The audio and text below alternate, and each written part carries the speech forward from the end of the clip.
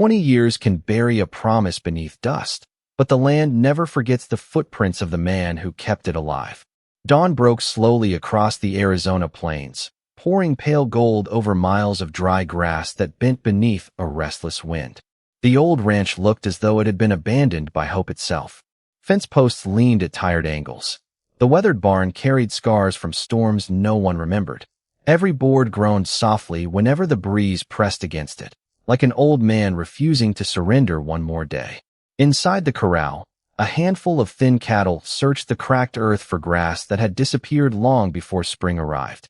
Ethan Calloway stood quietly beside the wooden gate, his broad hands resting on the worn timber polished smooth by decades of work. He had once believed hard labor could solve every problem a man might face. Age had taught him otherwise. Some battles were fought without fists. Some losses came without gunfire. And some deaths refused to die no matter how many years drifted across the horizon. He reached into his coat and unfolded a faded strip of buckskin wrapped around a tiny silver feather no larger than his thumb. Time had darkened the leather until it nearly matched the color of his weathered hands. Most people would have thrown such a worthless trinket away years ago. Ethan never could. Every morning he looked at it before the sun climbed above the mesas, and every evening he tucked it safely back into his pocket before darkness claimed the valley. It reminded him of a winter no one else remembered. A frightened child. Wolves in the snow. Blood soaking through his own shirt. A promise spoken with frightened eyes instead of words. He had never expected to see that child again. Not in this lifetime. Not after 20 silent years. A sharp gust swept across the prairie, carrying something different beneath the familiar scent of dust and sage. Horses. More than one. Ethan slowly lifted his head. At first there was nothing except shimmering heat dancing above the distant trail. Then the earth began to answer with a faint rhythm. Hoofbeats. Steady. Disciplined. Not traders. Not cattlemen. Whoever approached rode. Together like people who had traveled a very long road with only one destination in mind. His old shepherd dog lifted its head from beneath the porch and let out a low growl instead of its usual bark. Even the cattle stopped wandering. They turned toward the eastern ridge as though instinct understood what Ethan's eyes still could not see. A ribbon of dust slowly climbed into the morning sky. It grew wider with every passing heartbeat. 5 riders emerged first, then another line behind them, then another still. They did not hurry. They did not spread into attack formation. They rode in perfect silence, their shadows stretching across the valley like dark brushstrokes painted by the rising sun. Ethan counted without realizing he was counting. 7, 12, 20. More riders continued appearing from behind the ridge until the trail itself seemed to give birth to them. His fingers tightened around the old silver feather inside his pocket. Strange memories rose without permission. A little girl crying in frozen woods. Small hands clutching his sleeve. Eyes filled not with fear, but with trust. The wind fell silent. Even the birds disappeared. When the first rider finally reached the weathered entrance to his ranch, no weapon was drawn. Instead, the rider slowly dismounted, walked toward the broken fence, and gently placed a familiar strip of buckskin on the top rail. It was newer than Ethan's, but carved with the very same symbol. His heartbeat stopped for one impossible moment, because only 2 pieces of that token had ever existed. No one spoke. Not the riders. Not Ethan. Even the wind seemed unwilling to cross the narrow space between them. The old rancher stared at the fresh strip of buckskin resting on his broken fence, his weathered fingers still wrapped around the faded token hidden inside his coat. Every line carved into the leather matched the one he had carried for 2 decades. There was no coincidence in the frontier. Not after 20 years. Not after a promise made beneath falling snow. The rider who had placed it there stepped back without lowering his eyes. He was young, perhaps no older than 30, broad-shouldered, dressed and finely stitched. Buckskin adorned with modest beadwork instead of war paint. His posture carried discipline rather than threat. Behind him, dozens of mounted warriors remained perfectly still, their horses equally calm, as though every movement had been rehearsed long before sunrise. Ethan slowly reached forward and picked up the new token. The leather was supple, untouched by age. A single strand of dark hair had been braided through its center exactly as he remembered. His throat tightened. Only one person had ever known that pattern. Only one child had tied that braid with trembling fingers while sitting beside his fireplace.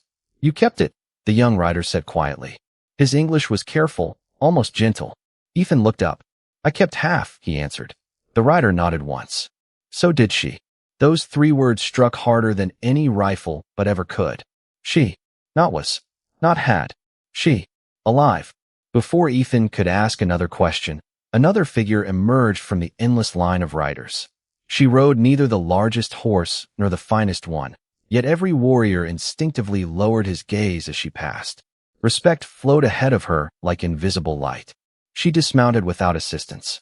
The years had transformed the frightened child into a woman whose quiet confidence seemed carved from the same stone as the distant mesas. Her dark hair was braided with silver feathers instead of ornaments. Around her neck rested a simple pendant shaped like an eagle's wing. No jewels. No unnecessary display. Authority rarely needed decoration. She stopped several feet from Ethan. Neither moved. For a long moment, they simply searched each other's faces, trying to recognize memories hidden beneath 20 years of time. The old rancher finally noticed 3 faint scars crossing her left wrist. His breathing caught. Wolf teeth. Exactly where he had wrapped torn strips from his own shirt while the snow continued to fall around them. "You remember," she whispered. "I never forgot." Something fragile passed across her face before disappearing behind calm composure. "My people call me Chief Iana Red Hawk now." Ethan managed a faint smile. "I like the little girl who refused to stop crying." To everyone's surprise, the chief laughed softly. "So did I." The sound seemed almost impossible after so much silence. Several warriors exchanged discreet glances. Few among them had ever heard their chief laugh. She reached inside her leather satchel and removed an object wrapped in faded cloth. Carefully, she unfolded it. Inside rested an old revolver, its wooden grip cracked by age. Ethan recognized it immediately. His father's Colt. The same revolver he had abandoned in the snow 20 years earlier after carrying a bleeding child home through a blizzard. "I search for this every spring," Ethan murmured. "We searched every winter." She offered the revolver with both hands. "My father ordered it buried forever." She paused. "I did not obey him." Ethan accepted the weapon slowly. It felt heavier than memory itself. Before he could find the words to thank her, the distant silence shattered. A cloud of dust rose from the western trail. Fast. Too fast for ordinary travelers. Every warrior turned at once. No one reached for a weapon, but every hand drifted naturally toward one. Chief Iana never looked away from Ethan. Instead, she spoke only 4 quiet words. "They found you first." The riders coming from the western trail had no interest in silence. Their horses thundered across the valley, throwing sheets of dust into the morning light until the peaceful ranch disappeared behind a wall of drifting earth. Ethan did not recognize the lead rider immediately. 20 years had changed every face, including his own. But when the dust settled enough for sunlight to strike the polished silver badge pinned across the man's chest, memory arrived before certainty did. Sheriff Clayton Mercer, once a deputy with ambitious eyes and clean boots. Now older, heavier, his beard streaked with gray, but the hunger behind his expression had survived untouched by time. Mercer pulled his horse to a halt nearly 30 yards from the Apache delegation. The men behind him carried rifles openly across their saddles. They were ranchers, deputies, and hired guns from neighboring settlements, all wearing the same uneasy expression men wore when courage depended on superior numbers. His eyes moved from Ethan to Chief Iana before narrowing. "So the stories were true," Mercer said. His voice carried easily through the still morning. "The old rancher has friends after all." Nobody answered. Iana stood with quiet dignity, one hand resting lightly against the leather strap across her shoulder, the other hanging naturally by her side. She neither greeted the sheriff nor acknowledged the rifles pointed loosely in her direction. Mercer's gaze settled on the revolver, now resting in Ethan's weathered hand. "I wondered where that Colt disappeared." Ethan slowly lowered the weapon toward his side. "It was never yours." "No." Mercer smiled without warmth. "But what comes with it might be." The words lingered like smoke. Ethan noticed something then. Mercer's men were not watching the Apache warriors. They were watching the old ranch house. The barn. The well. The pasture. Not people. Property. A familiar weight settled inside Ethan's chest. This was never about old promises. It was about land. Mercer reached inside his saddlebag and removed a folded document sealed with the county crest. The territory office approved the seizure yesterday. He unfolded the paper deliberately. 3 years of unpaid taxes, drought losses, bank liens. This ranch is now government property. The words struck harder than the winter wind ever had. Ethan had known the debts were growing. He simply hadn't realized they had already reached the courthouse. Mercer looked almost sympathetic. By sunset, you'll be gone. He glanced toward the Apache riders. Anyone interfering with lawful possession will be treated as an armed threat. Ayanna finally spoke. Law without honor becomes theft. Several deputies shifted uneasily. Mercer's smile vanished. Chief, this concerns settlers. It concerns justice. It concerns paperwork. It concerns a promise. The valley fell silent once more. Ethan slowly looked toward Ayanna. She had not ridden across 200 miles simply to return an old revolver. She had come because she already knew. Someone had warned her. Mercer laughed quietly. You rode a long way for nothing. He turned toward Ethan. You should have sold years ago. I buried my wife here. Mercer shrugged. The dead don't own land. Ethan said nothing. He simply looked toward the small hill behind the cottonwood trees where a weathered wooden cross leaned beneath years of wind. The silence that followed seemed heavier than every spoken word. Then Ayanna reached into her satchel again. This time she removed not a weapon, not money, not jewelry. She unfolded a brittle sheet of yellowed paper protected inside waxed leather. The document bore an ancient territorial seal nearly erased by time. She held it toward Ethan first, only then toward Sheriff Mercer. My father kept this hidden until his death. Mercer's expression changed the instant he saw the faded signature. Color drained from his face. He took one slow step forward. Where? His voice caught. Did you find that? Ayanna met his eyes without blinking. I did not find it. My father died protecting it. For the first time that morning, Sheriff Clayton Mercer looked afraid. The paper trembled only because the wind touched its brittle edges. Chief Ayanna's hands remained perfectly steady. Sheriff Clayton Mercer stared at the faded document as though it had climbed out of a grave. His confident posture collapsed almost imperceptibly. Ethan noticed it immediately. Men who lived by power rarely feared guns. They feared records. They feared signatures. They feared forgotten truths written in ink that refused to fade. Read it, Ayanna said. Her voice carried no anger, only certainty. Mercer's jaw tightened. I don't answer to tribal authority. No. She folded the paper slightly, but never lowered it. You answer to your own name. The sheriff hesitated. Every deputy behind him exchanged uncertain glances. None of them understood why their sheriff suddenly looked older than he had only moments before. Finally, Mercer stepped down from his horse. His boots struck the dry earth with none of the confidence they had carried into the valley. He accepted the document. His eyes moved across the faded handwriting. The color drained from his face one line at a time. Ethan could not read the words from where he stood, but he recognized the official seal pressed into the lower corner. It belonged to the Territorial Land Commission that had governed the region decades before statehood.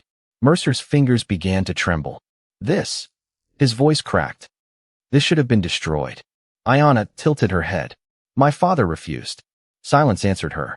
The chief slowly looked toward Ethan. When you carried me through the snow, you believed you were saving one frightened child. She paused. My father believed you were saving something else. Ethan frowned. I don't understand. You never knew who those wolves were following. The old rancher searched memories buried beneath 20 winters. He remembered blood, the freezing river, a little girl too weak to stand. He remembered a man arriving after sunrise, exhausted, carrying an old leather satchel chained to his wrist. The man had thanked Ethan with tired eyes, but almost no words. Then he had disappeared into the mountains before noon. I remember your father. Ayanna nodded. He was not running from wolves. She pointed toward the trembling document. He was running with that. Mercer suddenly folded the paper closed. Enough. His voice returned louder now. This is irrelevant. No, Ayanna replied. It explains everything. She turned toward the gathered settlers as much as toward the Apache warriors. My father served as an interpreter during the territorial negotiations. Several deputies frowned. Few had ever heard that piece of frontier history. He witnessed the legal survey before this valley was divided. She gestured slowly toward Ethan's weathered ranch. The boundaries recorded at the courthouse today are not the boundaries approved that winter. Mercer's breathing grew heavier. The original survey granted permanent ownership to one family in recognition of protecting government officials during the blizzard. Every eye drifted toward Ethan. He blinked in disbelief. I never protected officials. Ayanna smiled sadly. You protected the man carrying their future. She reached toward the old Colt resting in Ethan's hand. My father was the surveyor.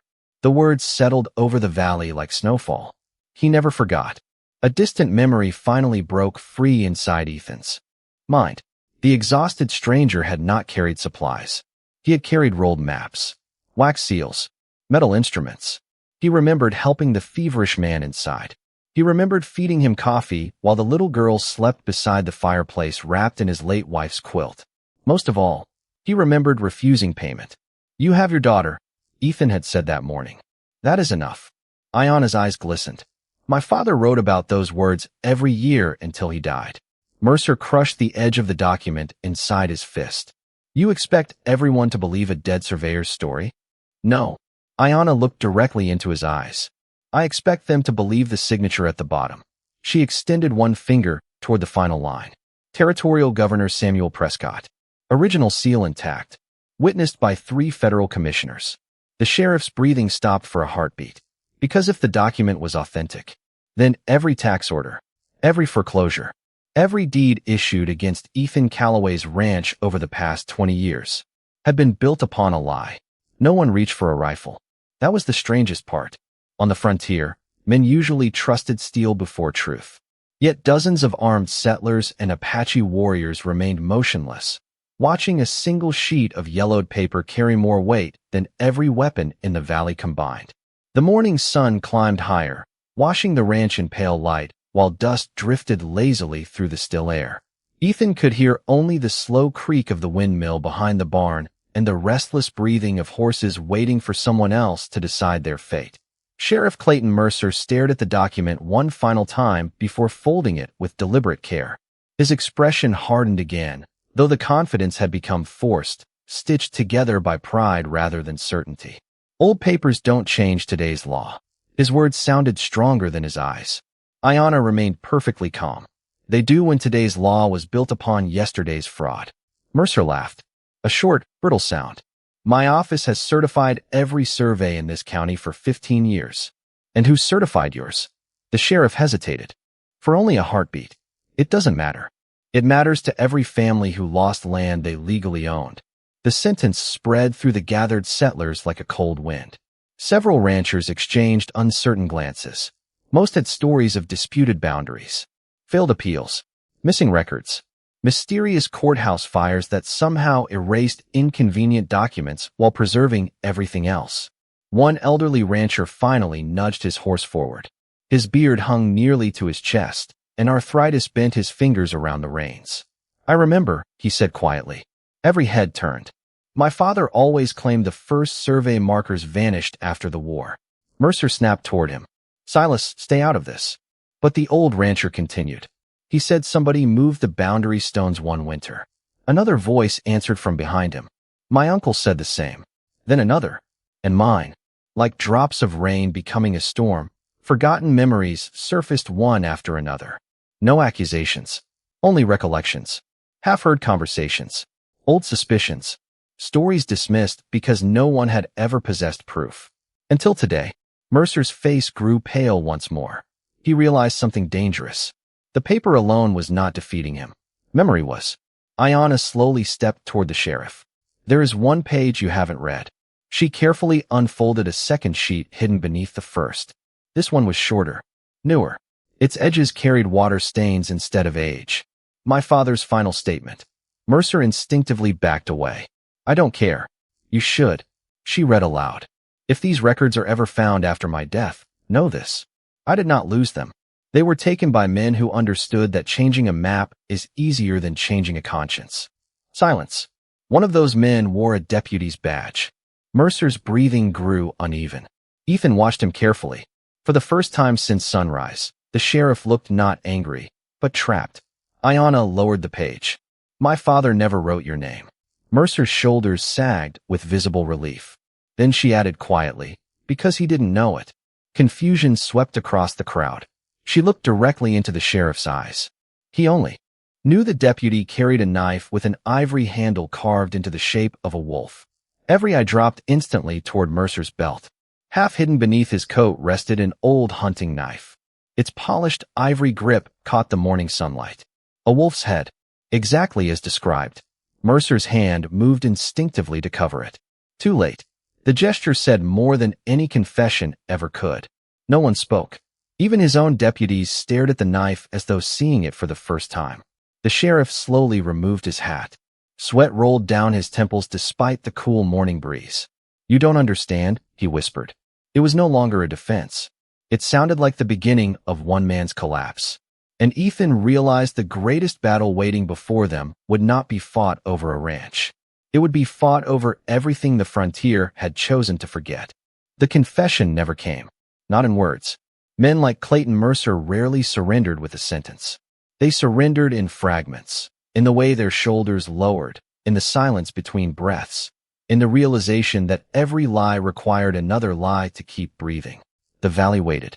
Horses shifted their weight, leather creaked softly, and somewhere beyond the cottonwoods a lone hawk circled high above the ranch as though even the sky refused to look away. Mercer slowly slipped the wolf-handled knife from his belt.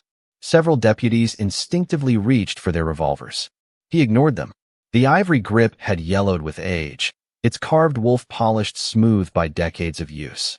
Tiny scratches covered the blade, but one detail remained untouched. 2 initials engraved near the guard. H.M. Ethan frowned. "That isn't your knife." Mercer looked down at it. "No." His answer came almost as a whisper. "It belonged to my father." No one interrupted. "My father served as Deputy Harold Mercer." The name drifted through the settlers like an old ghost. A few of the oldest men exchanged startled looks. They remembered him. Hard. Ambitious. Always close to powerful men. Always first to arrive whenever land changed hands. Mercer closed his eyes for a moment. "When I was 12, he told me never to ask where this knife came from." Ayanna listened without expression. He said some questions bury families. The sheriff's fingers tightened around the handle. "When he died, he left me 2 things." He raised the knife slightly. "And the courthouse keys." A cold silence settled across the valley. Ethan understood before anyone spoke another word. The theft had not begun with Clayton Mercer. It had been inherited. Like land. Like bitterness. Like shame. "I found the survey records after my father died," Mercer admitted. They were hidden beneath the courthouse floor. Several deputies stared at him in disbelief. "I should have turned them over." His voice cracked. But by then, he looked across the ranch. Half this county had been built on those altered maps. Another long silence followed. "If I exposed the truth." He swallowed hard. "Every deed would be questioned. Every bank. Every ranch. Every election." His shoulders sagged. The whole valley would tear itself apart. Ayanna finally answered. "So you buried justice to protect order." Mercer did not deny it. "I told myself I was protecting families. You were protecting fear." The words landed without anger. Only truth. Ethan slowly stepped toward the sheriff. His boots left shallow prints in the dry earth. Mercer expected condemnation, perhaps even violence. Instead, Ethan stopped only a few feet away. "You've carried this alone?" The sheriff nodded. "For 18 years. I haven't slept through a single night." His eyes wandered toward the weathered ranch house. Every foreclosure. Every eviction. I heard my father's voice telling me to keep going. The old rancher studied him carefully. He no longer saw the proud lawman who had arrived demanding property. He saw a tired son still obeying a dead father. The distinction mattered, perhaps more than anyone else understood. Behind them, one young deputy quietly removed his own badge. Another followed. Then another. No speeches. No dramatic gestures. They simply placed the badges across their saddles. Not in protest against Mercer. In protest against the burden they suddenly realized they had unknowingly carried. The metallic sound echoed softly in the morning air. Ayanna watched without satisfaction. Justice, she had learned long ago, was rarely beautiful. It usually looked like exhausted people finally setting down something far too heavy. Mercer looked toward Ethan one last time. "What happens now?" The old rancher gazed across the weathered fences, the cracked barn, the lonely grave beneath the cottonwoods, and the generations of history standing together in uneasy silence. Then he gave the one answer no one expected. We stop hiding. And for the first time since sunrise, the valley seemed to breathe again. Sometimes the hardest truth is not proving that a lie existed. It is deciding what should be done after everyone believes it. Ethan's words lingered over the valley long after he had spoken them. We stop hiding. They sounded simple. They were anything but. Every man standing there understood what those 4 words demanded. They meant reopening records that had been sealed for decades. They meant questioning fortunes built on altered boundaries. They meant asking families whether prosperity earned through another man's loss could still be called prosperity. No one moved. The old windmill turned once, complaining softly against the morning breeze. Sheriff Clayton Mercer slowly removed the silver star from his chest. It had rested there for nearly 2 decades. His thumb traced the worn edges before he looked toward the deputies gathered behind him.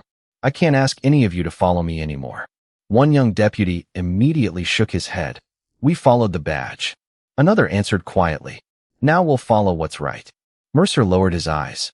He had prepared himself for anger, for arrest, for humiliation. Respect was the one thing he no longer expected to receive.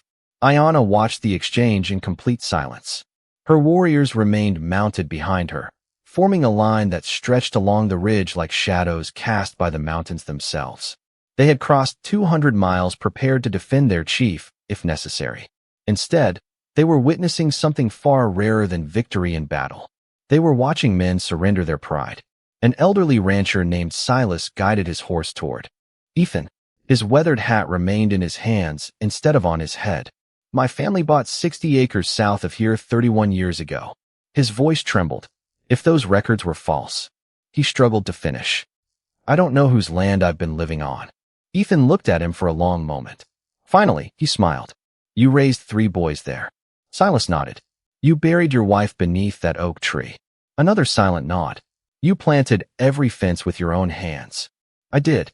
Ethan rested one hand on the old man's shoulder. Then your memories belong there. Silas stared at him, confused. This valley has suffered enough because people measured land before they measured lives. The old rancher's eyes slowly filled with tears.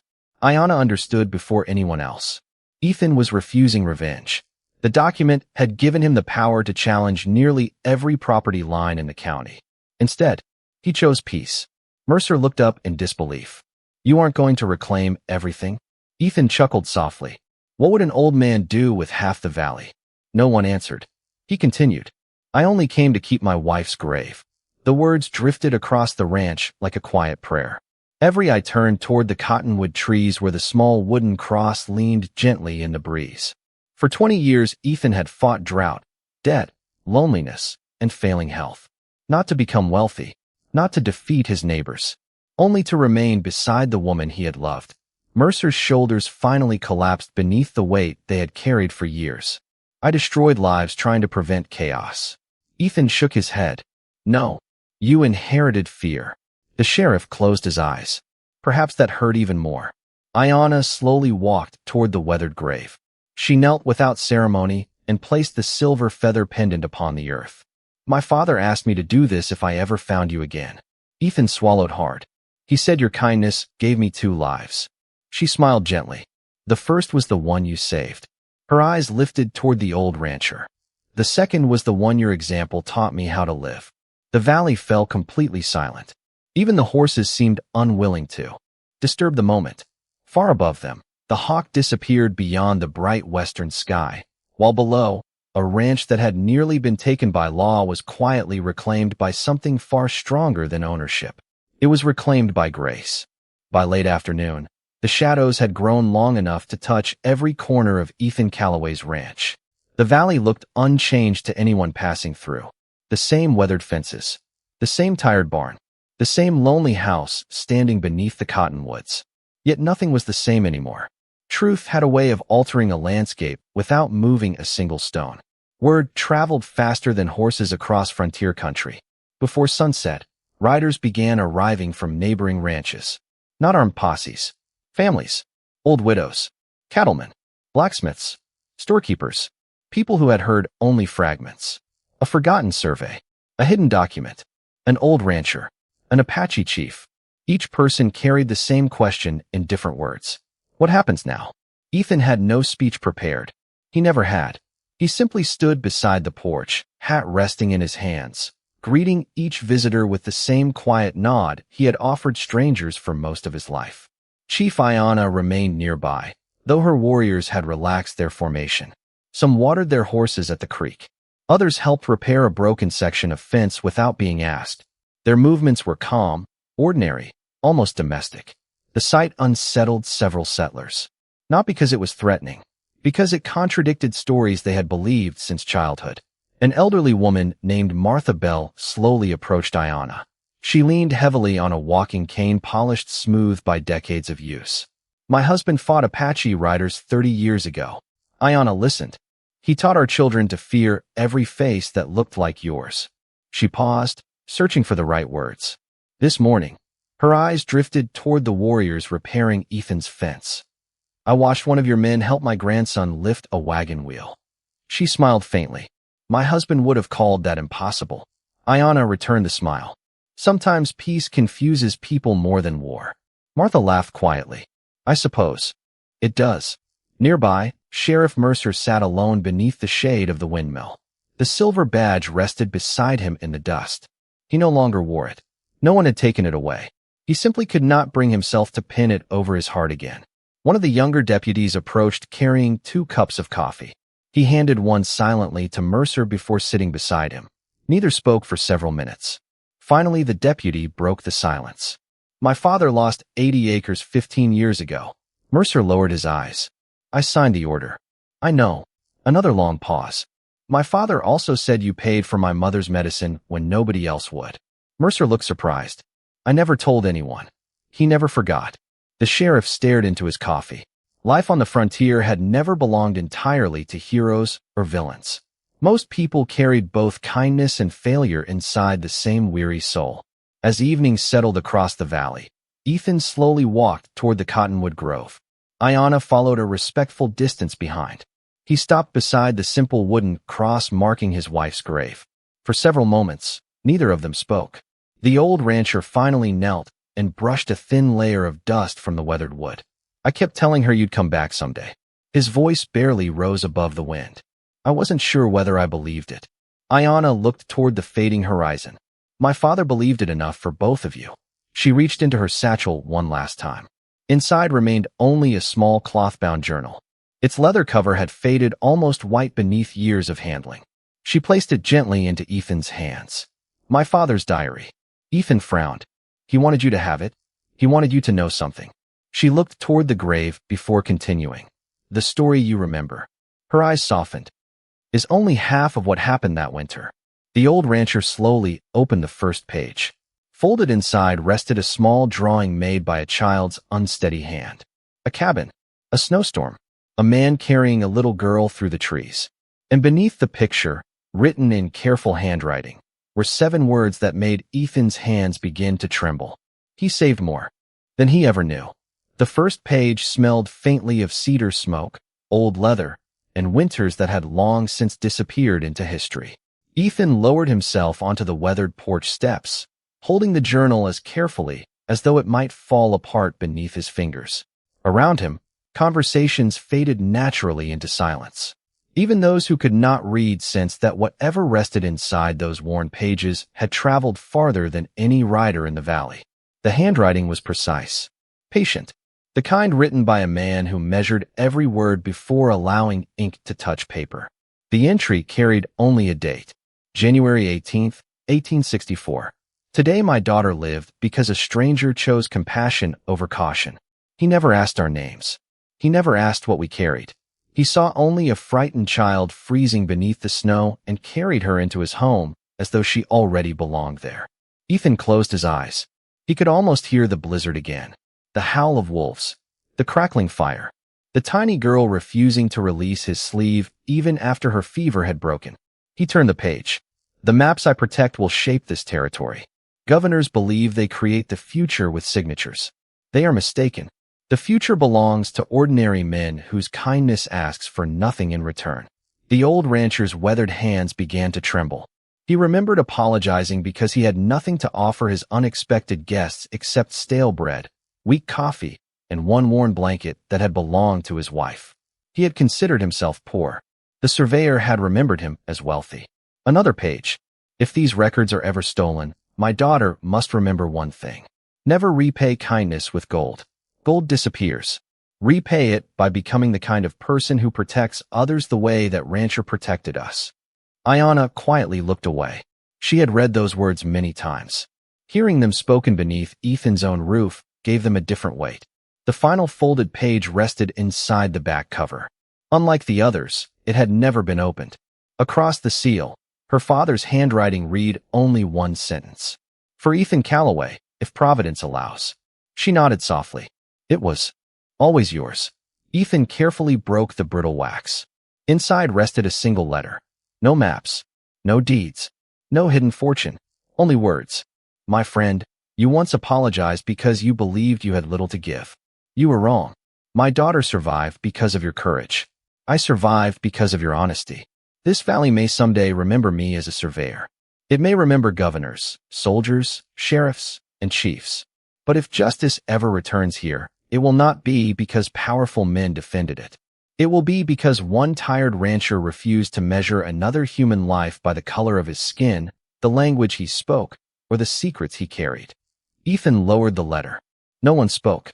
Across the valley, the setting sun painted the old ranch in amber light, wrapping every weathered board and every scarred fence in the same quiet glow. Sheriff Mercer slowly walked toward Ethan. Without a word, he removed the courthouse keys from his pocket and laid them beside the journal. I don't deserve forgiveness. Ethan looked at the old keys, then at the exhausted man standing before him. Maybe not today. Mercer nodded. I understand. But every honest step starts after the truth. The former sheriff quietly stepped aside. One by one, the settlers removed their hats. Then, without instruction, the Apache warriors did the same. No speeches followed. No celebration. Only silence. The kind earned rather than requested. As the last sunlight disappeared behind the western mesas, the wind stirred the silver feather resting beside the wooden cross beneath the cottonwoods. For a brief moment, it lifted gently before settling back onto the earth. No one reached to stop it. No one needed to. Out on the frontier, justice had not arrived with gunfire. It had arrived carrying a frightened little girl through the snow. And 20 years later, it finally found its way home.